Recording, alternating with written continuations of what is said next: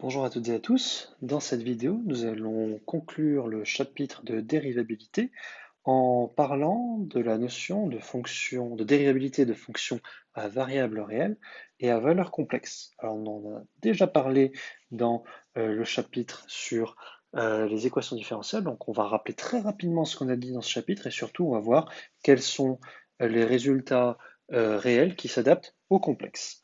Donc, notre cadre. On a bien sûr I qui va être un intervalle, f et g, deux fonctions définies sur I et à valeur dans, et pas dans R, bien sûr, dans C. Je vous rappelle notre définition de, de dérivée. Donc, on dit que f est dérivable en A si la partie réelle de f et la partie imaginaire de f en un point A de I, bien sûr, le sont. Et le cas échéant, la dérivée de f en A, c'est la dérivée de la partie réelle de f en A plus I fois la dérivée de la partie imaginaire de f en A, c'est-à-dire que la partie réelle de la dérivée, c'est la dérivée de la partie réelle. De la même manière, vu que l'on a la notion de continuité d'une fonction à variable réelle à valeur complexe qui est aussi définie, on a les mêmes notions de fonction de classe Cn, Dn, C infini. C'est la même chose pour les variables, pour les fonctions à variable réelle et à valeur complexe. Pour les opérations, on a les mêmes résultats tant que cela a un sens. Donc on a les mêmes résultats. Alors il faut de revenir un peu fastidieusement comme ce qu'on a fait dans le chapitre sur les équations différentielles avec partie réelle, partie imaginaire. Donc on a les mêmes résultats pour les combinaisons linéaires. Donc c'est-à-dire lambda f plus mu g. On dit que on montre que si f et g sont soit dérivables, soit de classe Cn, soit une fois dérivables, alors lambda f plus mu g l'est aussi, et puis la dérivée énième de lambda f plus mu g, c'est lambda fois la dérivée énième de f plus mu fois la dérivée énième de g. Même quand lambda et mu sont complexes, le produit et le quotient. Donc on a les mêmes résultats sur les opérations pour dérivables de classe Cn, de classe Dn et donc de classe C infini aussi. On a aussi le même résultat pour la composition. Donc composition, on a le oui, donc alors uniquement quand cela a un sens pour nous. Donc on a bien que si f est de classe Cn, la fonction qui a x donne exponentielle de f de x est aussi de classe Cn et on a la même formule de dérivée. Et on a aussi le cas où si g qui va de i dans i, alors on va plutôt dire de j dans i, donc mais j et i réel est de classe Cn, et si f est défini sur i à valeur dans C est de classe Cn, et bien alors la composée de G par F est de classe Cn. Et on a toujours la formule, bien sûr, de dérivation d'une composée qui est toujours vraie dans les deux cas. Donc, dans ce cas-là, et puis dans ce cas particulier avec l'exponentielle complexe. Ça, c'est ce qu'on a établi auparavant. Bref, on manipule les fonctions, la dérivation de fonctions complexes, exactement comme la dérivation de fonctions réelles. Ça ne change rien. La question que l'on se pose, c'est quels sont les les grands théorèmes qui se prolongent. Alors déjà, il y en a qui n'ont pas de sens. Euh, la notion de monotonie n'a pas de sens pour les fonctions complexes. Donc, on ne va pas parler de lien entre signe de la dérivée et sens de variation. Toutefois, la notion de fonction constante a un sens. Donc, on a le théorème suivant,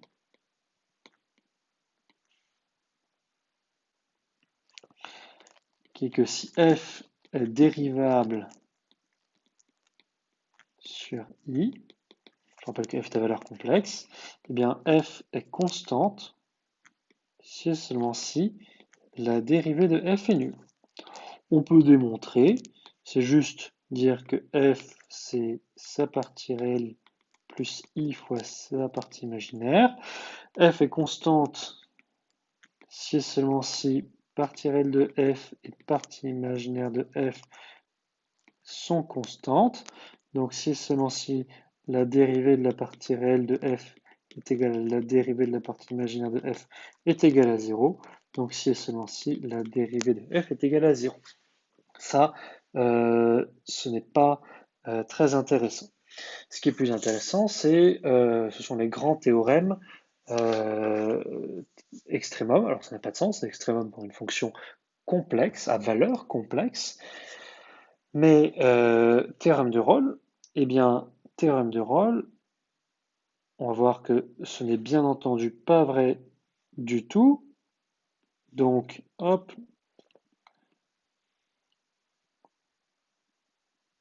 on peut, alors, c'est un cercle, hein, hop,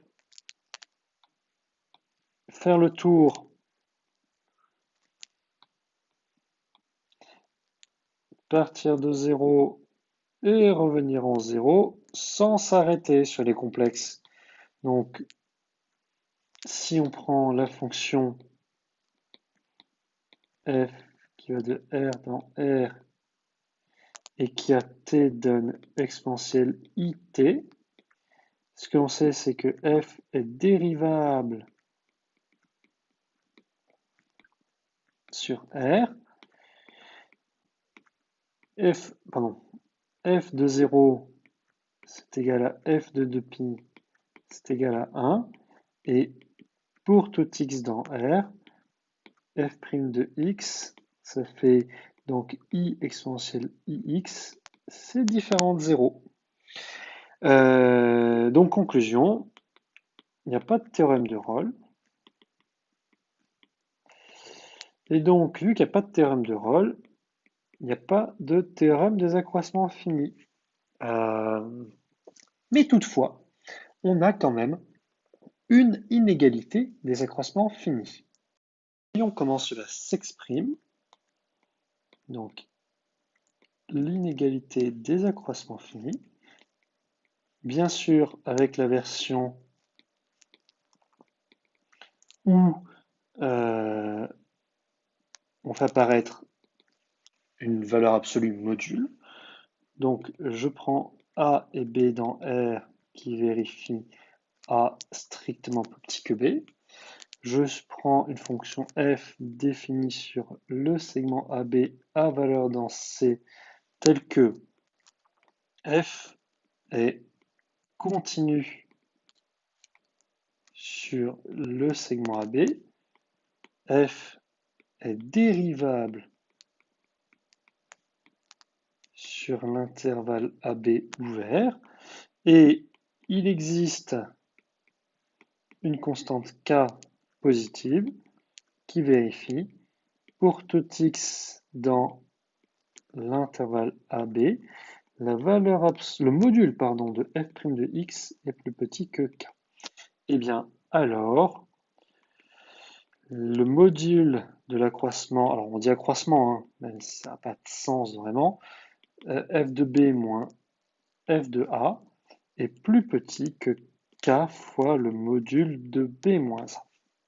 Et ça, c'est très intéressant parce que notamment, ça nous permettra de travailler avec des suites récurrentes dans le cas où ces suites sont complexes. Donc c'est vraiment un résultat intéressant et utile.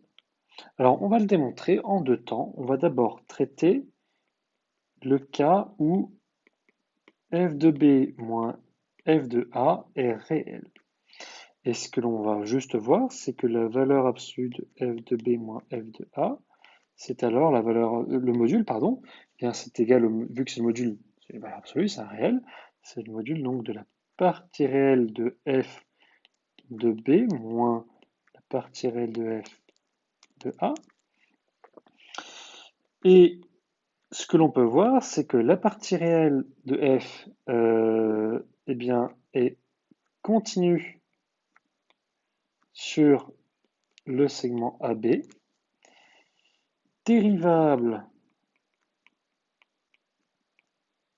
sur l'intervalle ouvert AB, et si x est entre A et B, on a la majoration fondamentale qui est que la partie réelle de f de x, pardon, c'est donc la dérivée de la partie réelle de f, c'est la partie réelle de la dérivée, ça c'est pas la majoration, c'est juste la définition.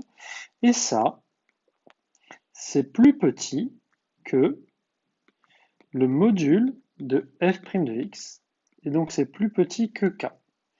Donc on peut appliquer l'inégalité des accroissements finis sur la partie réelle de f, et on a donc que, hop, vu cette écriture-là, vu cette majoration-là, on a le module de f de b moins f de a est inférieur ou égal à k fois le module de b moins a. Ça, c'est dans le cas où f de b moins f de a est réel. Comment faire si f de b moins f de a n'est pas réel? Eh bien, l'idée, c'est juste d'opérer une rotation style une isométrie, ça ne change pas les distances, et donc on va revenir au premier cas. Donc, le cas général. On va écrire f de b moins f de a sous forme trigonométrique. Donc, alors presque, hein, il pourrait être nul, mais donc on va dire qu'il existe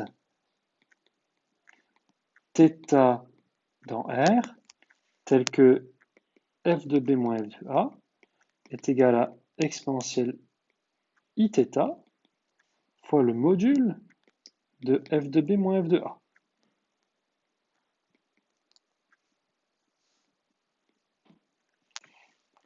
Et donc, on va faire la rotation d'angle moins θ. Donc, on va considérer phi qui est défini sur le segment AB, à valeur dans C, et qui a x donne exponentielle moins iθ fois f de x.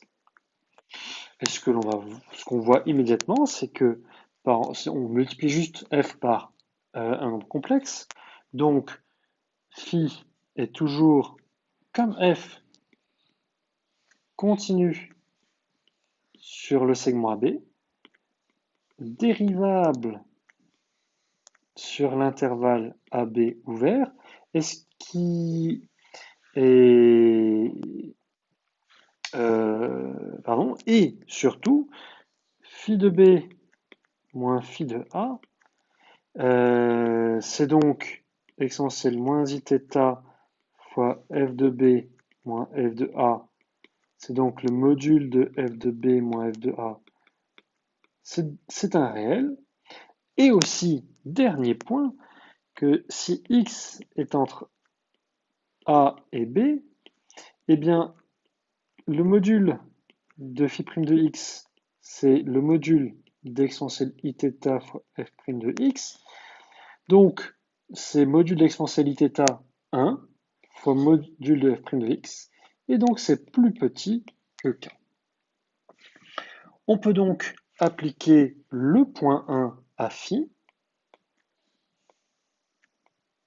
Et on a donc le module de phi de b moins phi de a qui est plus petit que k fois le module de b moins a.